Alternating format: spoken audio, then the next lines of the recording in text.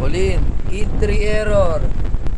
Reveal natin kung ano may naging problema ng E3 error para to dun sa mga ano, yung mga kasamahan natin na nag-uumpisa pa lang. Yung mga marurunong, pwede kayong manood o kayo skip nyo na lang itong video, pero to para sa mga hindi marurunong to. E3 error, ano nga ba ang dahilan kung bakit tayo gumana ng split type? 2H pinakulin. Ayan. E3 error, ang cause is pan motor. Pero kahit kung makikita nyo, under din yan. Pero pwede kayong magpalit ng pan motor or merong paraan para wala yung E3 error na yan. Para hindi na kayo hanap ng hanap kung saan pa magagaling yung E3 error. Pero ang cause niyan is pan motor, overspeeding, o kaya hindi na siya ma-detect ng sensor. Kasi ito may sensor to sa loob. Papakita ko sa inyo wait lang. Okay, patayin ko muna kasi baka makuryente tayo. Sa safety lang tayo. Yo. Okay. Pause ko muna ba? O, drive pa ako ng itong video.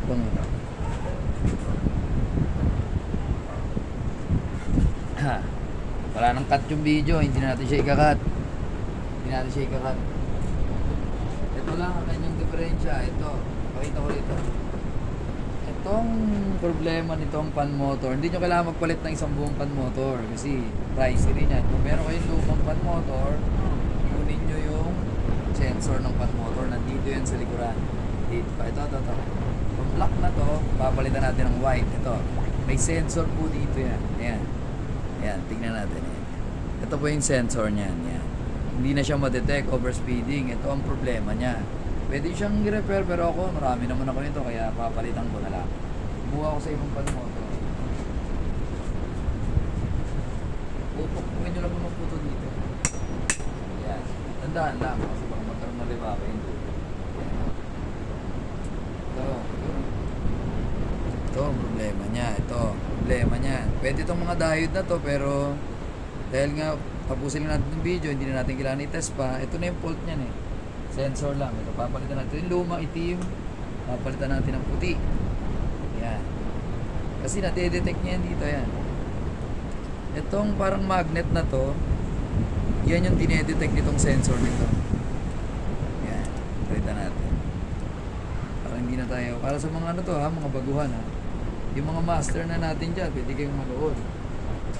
So, makahindi nyo na lang. Makatulog kasi inyo po dito. E3 error. Mabang sira. Yun lang.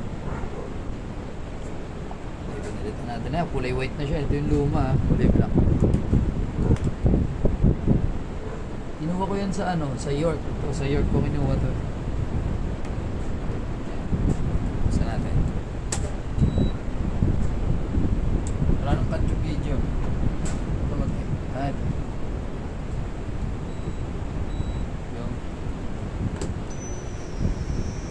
Agad.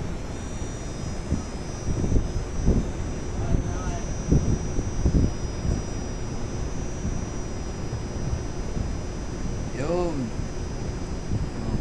Kumanagad yung compressor niya. Goods na. Kanina ayaw. E3 error. Diba? Ito lang ang problema niya. Ito lang. Huwag na kayo bumili ng pan motor kasi medyo pricey. Goods. Okay na. Ito lang E3 error Okay, pinatay ko na. Huwag na kayong bibili ng pan motor. Ito lang, baka meron kayong luma or kaya repair nyo kung baka gusto nyo i-repair. Sa inyo na yun. Pero madali lang naman, hindi ka na mag-ayos. Ito yung naging issue nitong 2HP na to. Overspeed. Out of control. Pag ito sira, pag out of control. E3 error. Okay, goods. Mga master.